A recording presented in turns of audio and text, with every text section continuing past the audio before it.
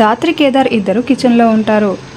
అప్పుడే నిషి వైజయంతికి ఒక ప్లాన్ చెప్తూ ఉంటుంది. చూడండి అత్తయ్య, ఆ కేదారు జగదాత్రి కోసం స్పెషల్గా పాయసం తయారు చేస్తున్నాడు. అలా పాయసం పూర్తయిపోయిన తర్వాత అది తీసి కప్లో వేస్తూ ఉంటుంది. అప్పుడు మీరు హాల్లో సౌండ్ చేయండి.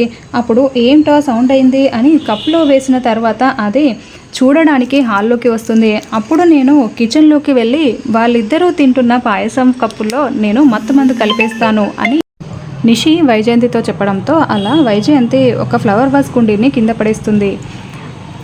ఆ సౌండ్కి కప్పులో పాయసం వేస్తున్న ధాత్రి వేసిన తర్వాత హాల్లోకి వచ్చి అదేంటి ఫ్లవర్ వాజ్ కుండీ ఇక్కడ ఎలా కింద పడిపోయింది అని చూస్తూ ఉంటుంది. ఈ లోపల నిషి కిచెన్లోకి వెళ్ళి ధాత్రి కేదార్ తినే పాయసం కప్పుల్లో మత్తుమందు కలిపేస్తూ ఉంటుంది. తర్వాత వాళ్ళిద్దరూ బెడ్రూమ్లోకి వెళ్ళి ఒకరికి ఒకరు పాయసాన్ని తినిపించుకుంటూ ఉంటారు.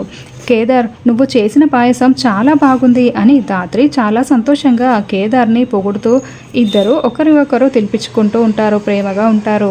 ఇంకా వైజయంతి నిషి ఇదంతా చాటుగా చూస్తూ చాలా సంతోషపడుతూ ఉంటారు. అమ్మీ, మన ప్లాన్ సక్సెస్ అమ్మీ అని వైజయంతి అంటుంది.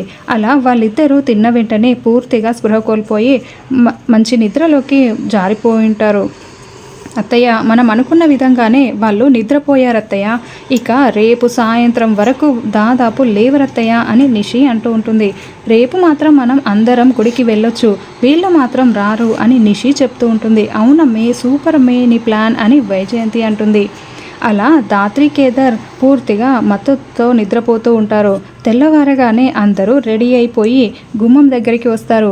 జగదాత్రి కేదార్ రాలేదేంటి, గుడికి వెళ్ళాలి కదా అని కౌశికి చెప్తూ ఉంటే అసలు వాళ్ళు ఇంట్లోనే లేరు వదినా అని నిషి అబద్ధం చెప్తుంది. ఏంటి, వాళ్ళు ఇంట్లో లేరా? సరేలే, మనమే బయలుదేరదాం పదా అని కౌశికి వాళ్ళందరూ కూడా గుడికి బయలుదేరి వెళ్ళిపోతూ ఉంటారు.